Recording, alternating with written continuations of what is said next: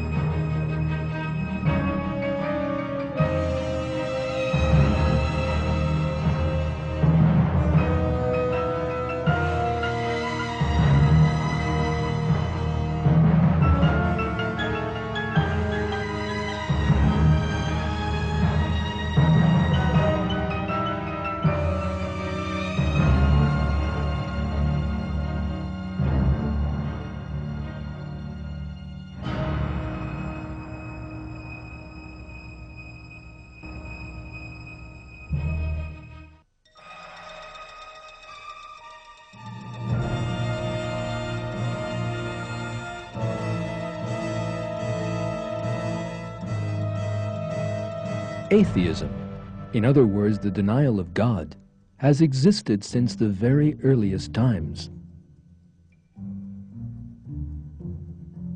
Yet the real rise of this idea began with a number of 18th century thinkers who were opposed to religion.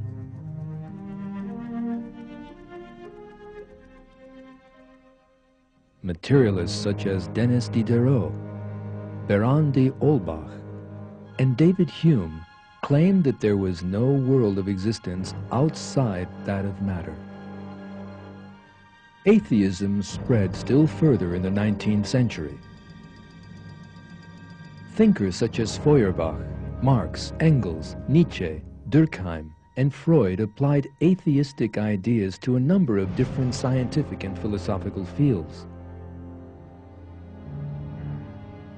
The greatest support for atheism came from Charles Darwin, who denied creation and replaced it with the theory of evolution.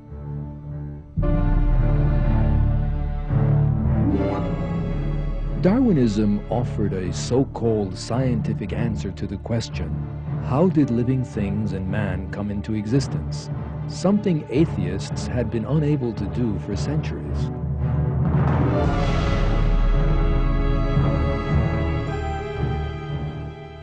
He claimed that there was a mechanism in nature that gave life to inanimate matter and then produced all the millions of different living species. A great many people came to believe that deception.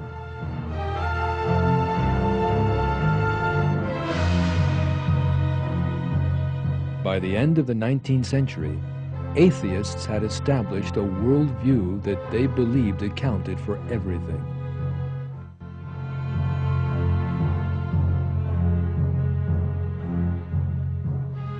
They denied that the universe had been created, saying that it had existed forever and had no beginning. They suggested that the order and equilibrium in the universe were the result of chance, and that there was no purpose in it.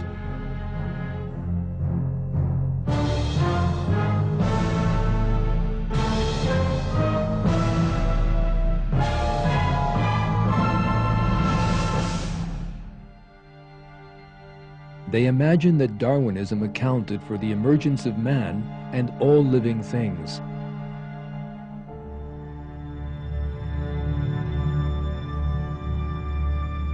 Yet every one of these views collapsed with scientific, political, and sociological advances in the 20th century. Discoveries in a great number of fields, from astronomy to biology, from psychology to social ethics, fundamentally overturn the most basic assumptions of atheism.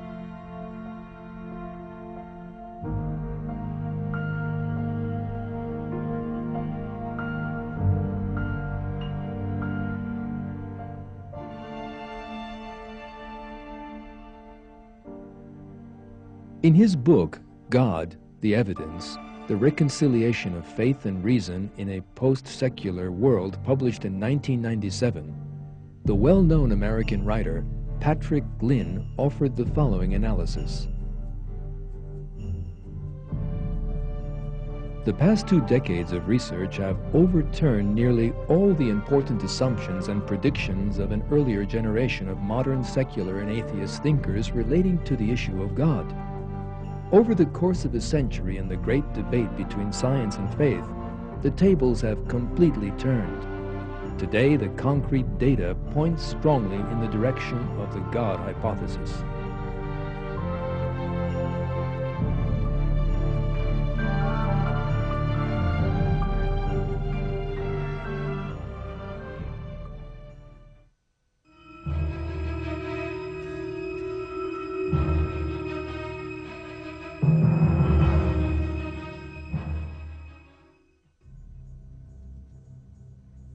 The first blow dealt to atheism by 20th century science came in the field of cosmology.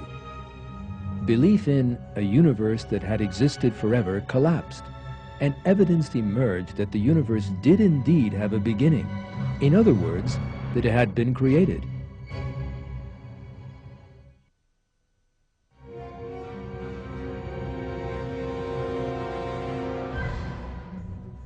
The idea of an infinite universe was first put forward by atheist philosophers in ancient Greece.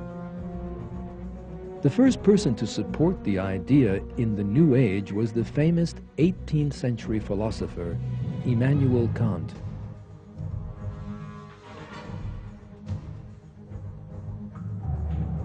Kant claimed that the universe had existed forever, and that all possibilities could actually happen within that infinite expanse of time. In the 19th century, the view that the universe had no beginning, that there was no moment of creation, came to be widely accepted. Science would shortly prove, however, that the universe did indeed have a beginning. That proof came from the Big Bang theory.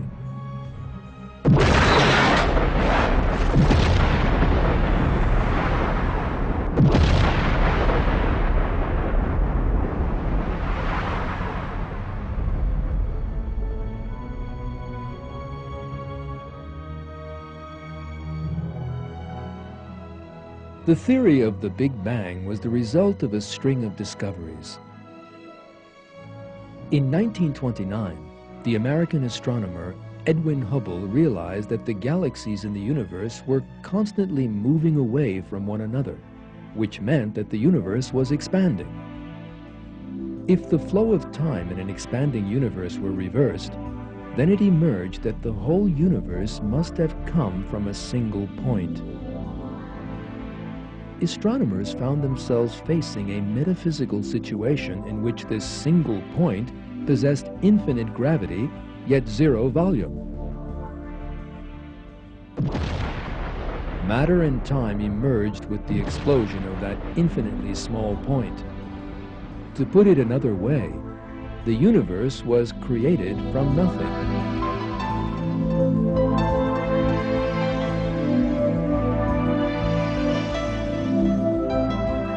Although the Big Bang theory disturbed materialists, it continued to be supported by concrete scientific discoveries. During their observations in the 1960s, the two scientists, Arno Penzias and Robert Wilson, identified the radioactive traces left behind by that explosion. The same thing was confirmed in the 1990s with the levels of radiation captured by the satellite Cosmic Background Explorer, COBE.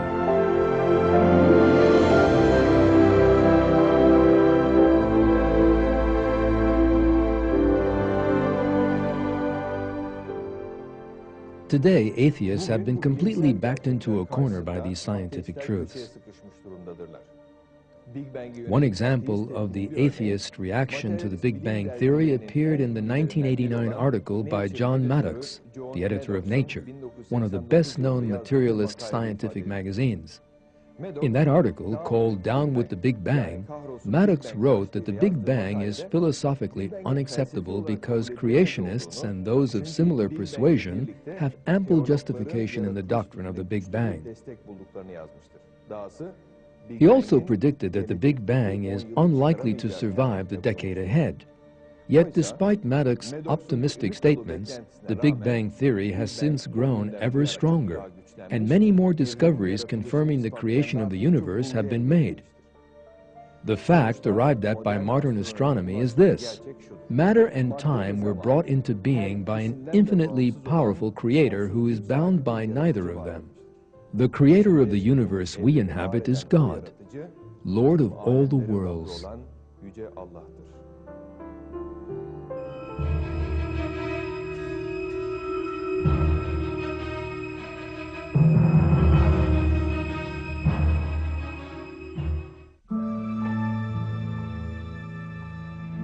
Another atheist dogma demolished by astronomical discoveries in the 20th century is the idea of the accidental universe.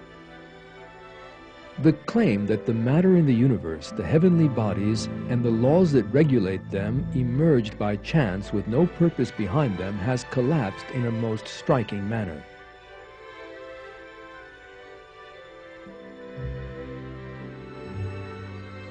It was in the 1970s that scientists first realized that all the physical balances in the universe had been set up in a most sensitive manner so as to permit human life.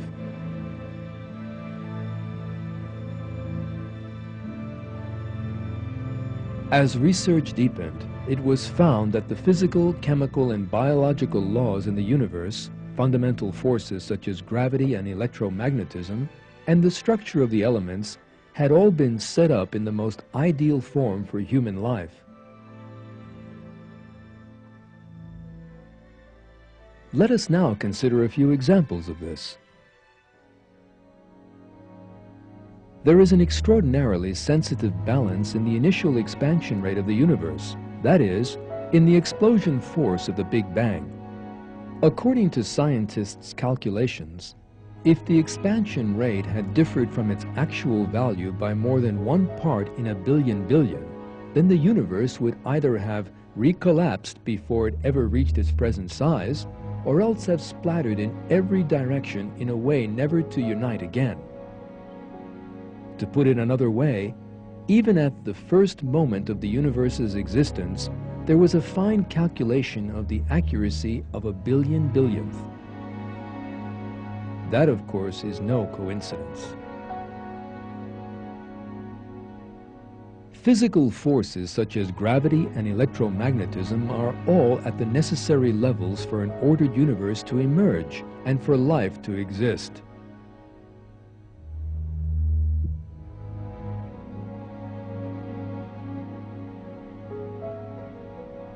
Even the tiniest variations in these forces, for instance, differences of just 1 part in a billion billion billion, would have meant that the universe would be nothing more than a cloud of radiation or hydrogen.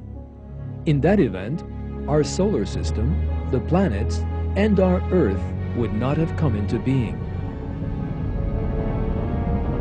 As with every detail in the universe, our own solar system has been created within a most delicate balance.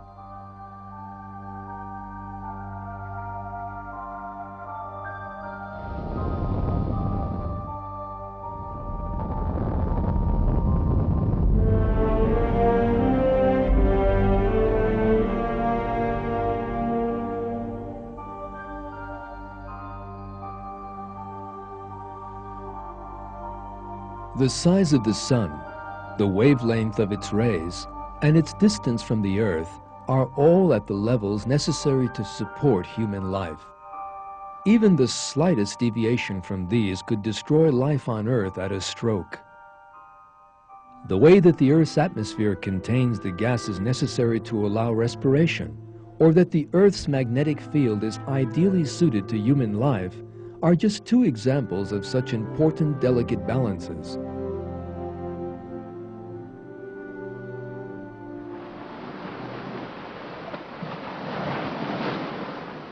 The water that covers 3/4 of our planet also contains features designed to support human life. Unlike other liquids, water freezes from the top down. That prevents the seas from turning into blocks of ice and allows life to continue.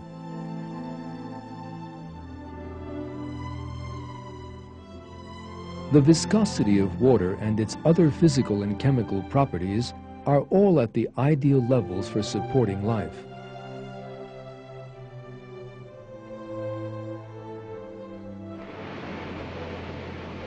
These delicate balances, of which we have seen a few examples, have led scientists to one important conclusion.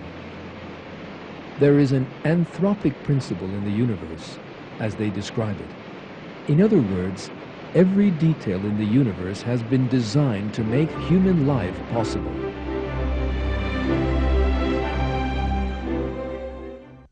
The interesting thing here is that most of the scientists who revealed that truth were actually materialists who had no great wish to reach such a conclusion.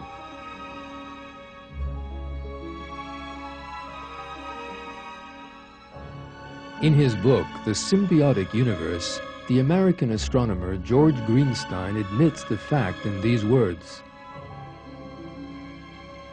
"As we survey all the evidence, the thought insistently arises that some supernatural agency must be involved. Is it possible that suddenly, without intending to, we have stumbled upon scientific proof of the existence of a supreme being?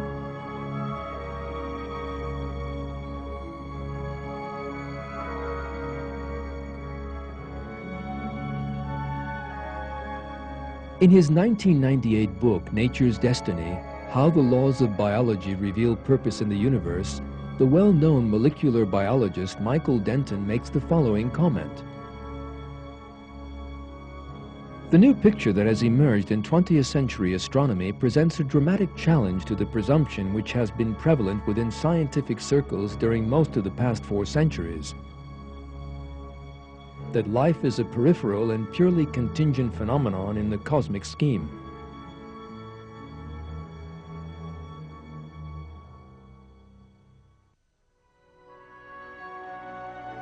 In short, the concept of the accidental universe, perhaps the fundamental basis of atheism, has been totally collapsed.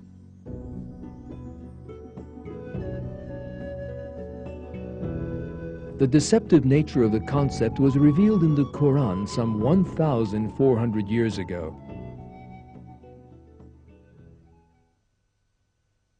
We did not create heaven and earth and everything between them to no purpose. That is the opinion of those who disbelieve.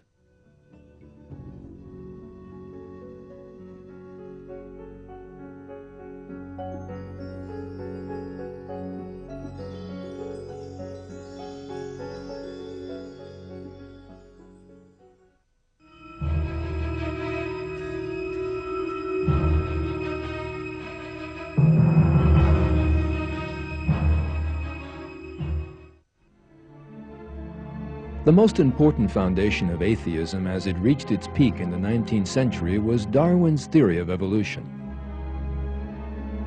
Darwin proposed that the origin of man and all other living things could be explained by unconscious natural mechanisms. In that way, he offered a false explanation for the origins of life for which atheists had been unable to account for hundreds of years. In fact, the atheists of the time rushed to embrace Darwin's theory. Beginning with Marx and Engels, 19th century atheist thinkers described the theory as lying at the heart of their philosophies. However, the major support of atheism itself collapsed with the scientific discoveries of the 20th century.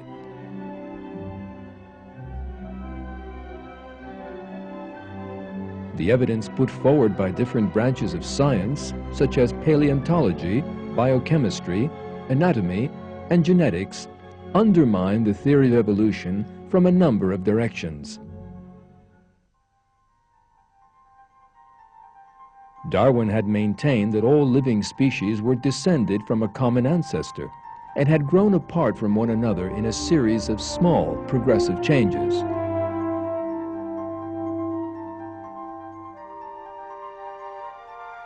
He hoped that fossils would provide evidence for that claim.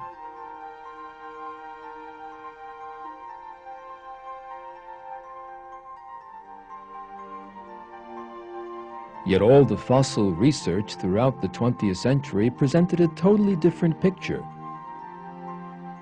Not one transitional species that might prove Darwin's theory was found.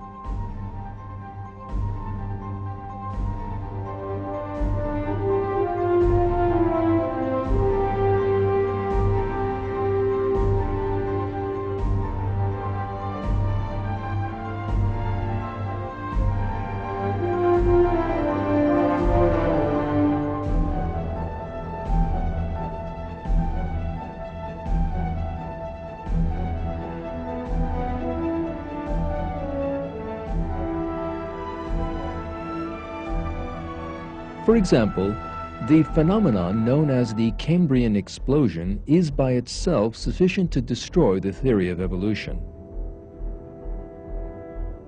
Almost all the basic categories in the animal world emerged all of a sudden in that early geological period.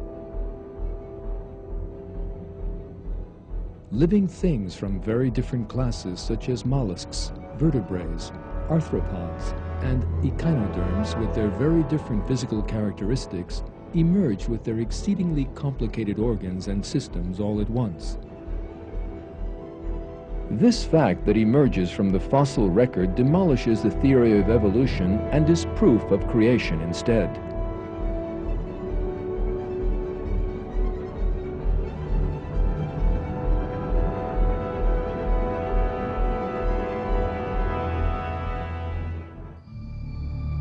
In putting his theory forward, Darwin based it on the idea that animal breeders produce different species of dog or horse.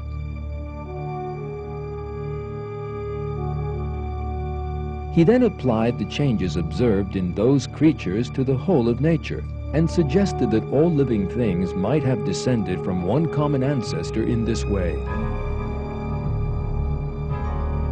However, that claim was made in the light of the low level of the 19th century science, and discoveries made in the 20th century demolished it. Decades of observations of different animal or plant species reveal that variation within living things never went beyond specific genetic bounds.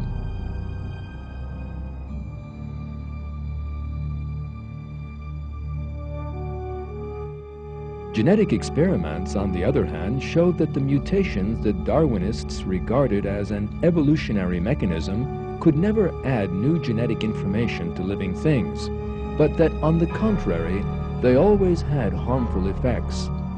The countless mutation experiments carried out on fruit flies only yielded deformed individuals.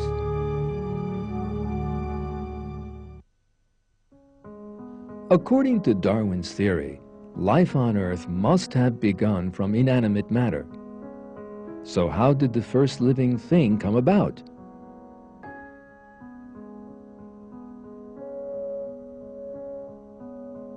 Darwin failed to address that issue, contenting himself with writing that the first cell could easily have formed in some warm little pond.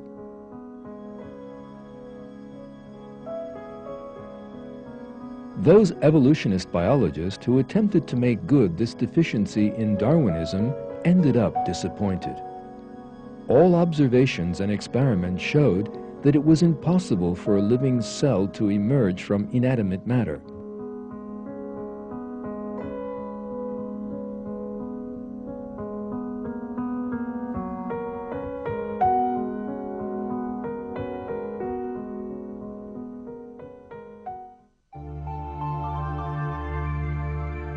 Scientists then discovered something else in the second half of the 20th century. Life, and especially the living cell and the complex organelles within it, is full of the most complicated designs.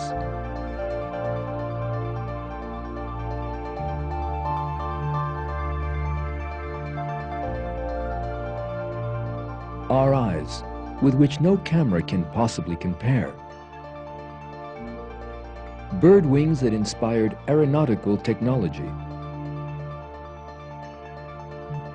The complex and interdependent systems within the living cell. The extraordinary information contained in DNA. All these are clear examples of creation.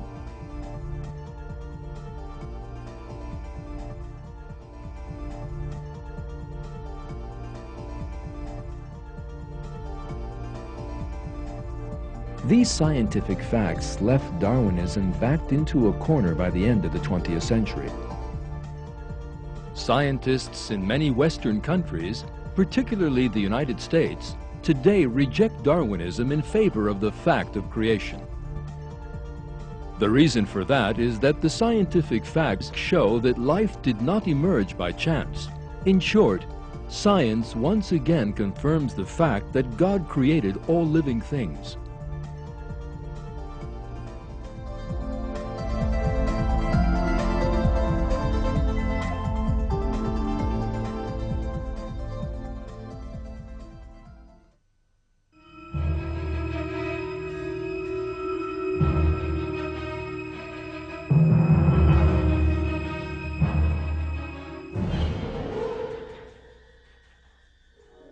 The Austrian psychiatrist Sigmund Freud represented atheist dogma in the psychological field in the 19th century.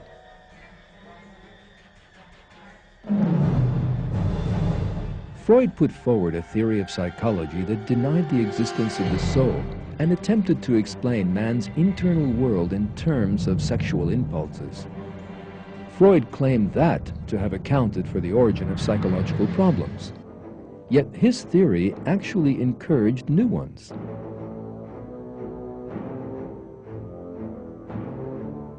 This teaching, which describes man as a species of animal that lives only to satisfy its selfish desires, actually increased loneliness, fear, and depression in people by debasing spiritual values. Pictures by artists influenced by Freud depicted the dark world of that teaching.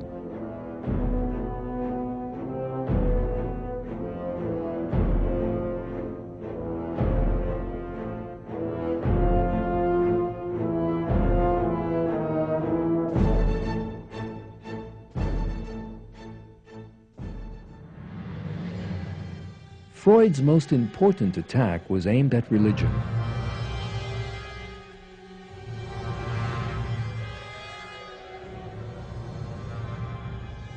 In his book, The Future of an Illusion, published in 1927, he alleged that religious belief was a kind of mental sickness and maintained that religious beliefs would disappear as man progressed.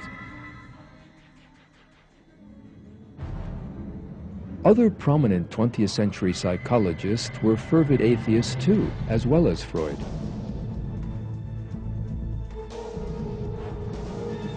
Boris Skinner and Albert Ellis, the founders of the behaviorist school and rational emotive therapy respectively, were the best known of these atheists. As a result, psychology came to be a breeding ground for atheism.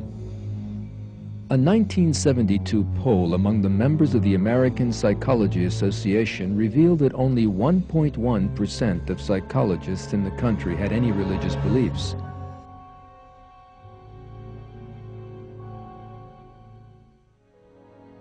Yet the great error into which most psychologists had fallen was unmasked by means of their own researches. It emerged that Freud's theories in particular had almost no scientific foundations. It was also realized that contrary to the claims of Freud and certain other psychological theoreticians, religion is a fundamental of mental health. The American writer Patrick Glynn sums up these important developments. Scientific research in psychology over the past 25 years has demonstrated that, far from being a neurosis or source of neuroses, as Freud and his disciples claimed, religious belief is one of the most consistent correlates of overall mental health and happiness. Study after study has shown a powerful relationship between religious belief and practice on the one hand, and healthy behaviors with regard to such problems as suicide, alcohol and drug abuse, divorce, and depression on the other.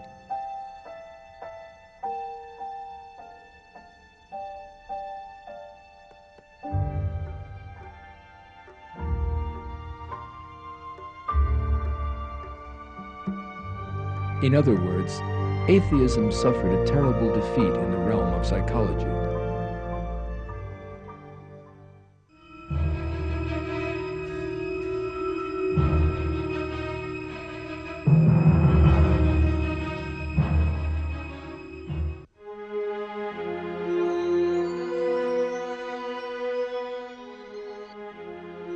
The collapse of atheism in the 20th century applies to political and social ethics as much as it does to the various branches of science.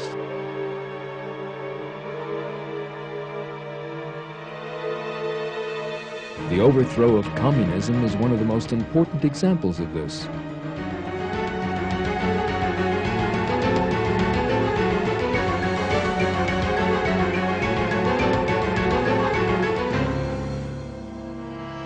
Communism was the major political result of the atheistic deviation of the 19th century. The founders of the ideology, Marx, Engels, Lenin, Trotsky, and Mao, all adopted atheism as their most fundamental principle.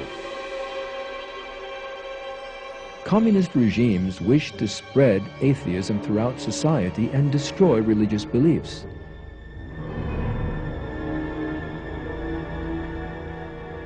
Terrible oppression was aimed at religious communities, particularly Muslims in Stalin's Russia, Red China, Cambodia, Albania, and certain Eastern Bloc countries. This even turned into genocide.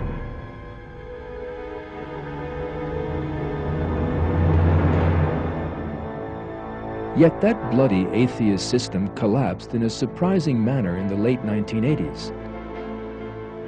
What was actually collapsing was atheism itself. The American writer Patrick Glynn has this to say on the subject. As historians penetrate the circumstances of the communist collapse, it is becoming clear that the Soviet elite was itself in the throes of an atheistic crisis of faith, having lived under an atheistic ideology. The Soviet system suffered a radical demoralization in every sense of that term. People, including the ruling elite, lost all sense of morality and all sense of hope.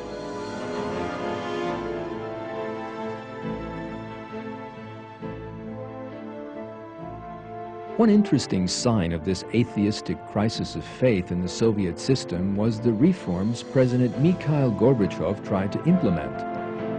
From the day Gorbachev came to power, he took an interest in moral issues as well as economic reforms. He began by initiating a campaign against alcoholism, for example. He employed the old Marxist-Leninist concepts for a while in order to raise the morale of society.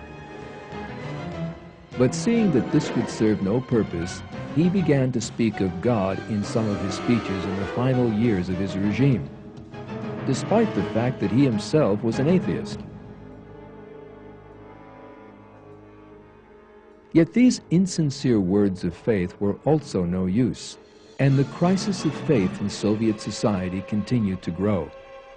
The result was the sudden collapse of the giant Soviet empire.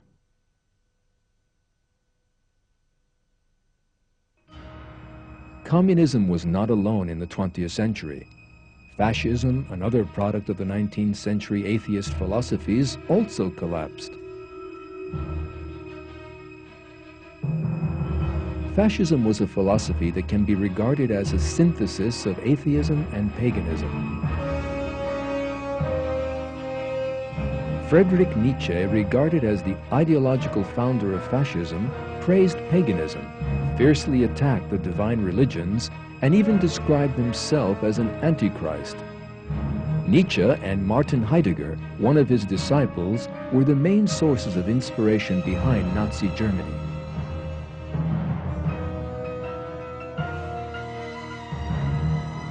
These two thinkers' atheist philosophy, that was so full of praise for violence, gave birth to the terrible savagery of Nazi Germany. Once Hitler and his closest followers, who were all atheists, had turned Germany into a state of fear, they embarked on the bloodiest war in history. That slaughter, known as World War II, cost the lives of 55 million people. Members of different ethnic groups such as Jews, Gypsies, and Slavs, and people who fell foul of Nazi ideology, particularly religious figures, were exterminated in the concentration camps the Nazis set up during the war years.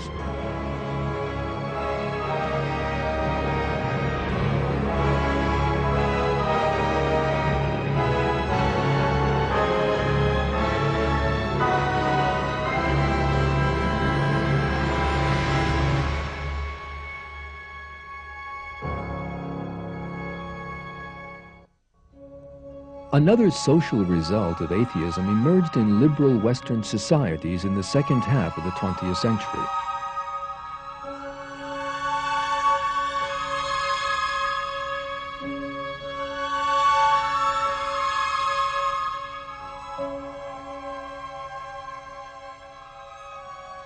Young Westerners raised in Christian families developed an angry anti-religious movement under the influence of atheist ideologues such as Darwin, Marx, and Freud.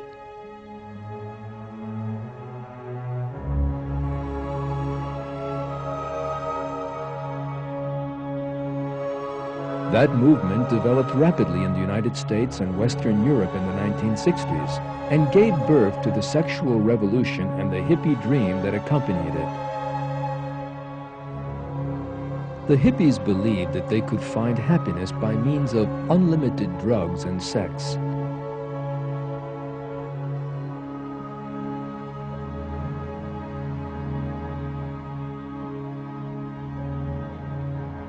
These young people who poured onto the streets to the words of John Lennon's song, Imagine, in which he spoke of a world with no countries and no religion too, were actually undergoing a mass deception. In fact, a world without religion actually brought them to an unhappy end.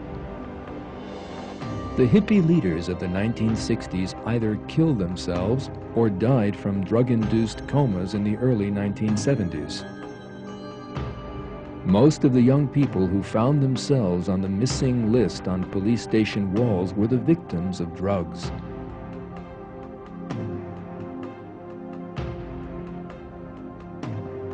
Those young people of the same generation who turned to violence found themselves facing violence. The 1968 generation, who turned their backs on God and religion and imagined they could find salvation in such concepts as revolution or love, ruined both themselves and their societies.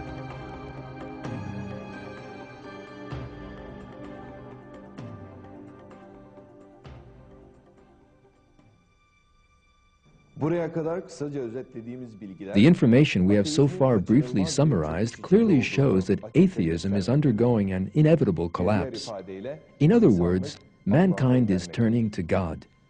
This truth is not restricted to the political and scientific fields we have discussed here.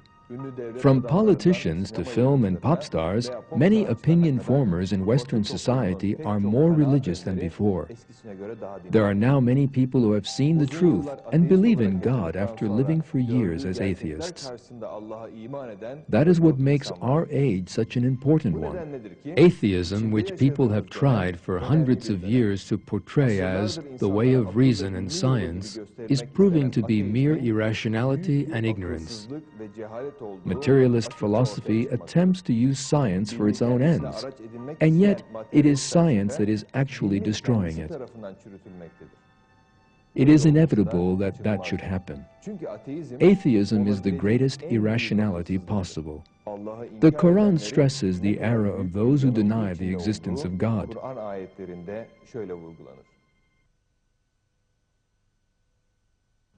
How can you reject God when you were dead and then He gave you life? Then He will make you die and then give you life again. Then you will be returned to Him.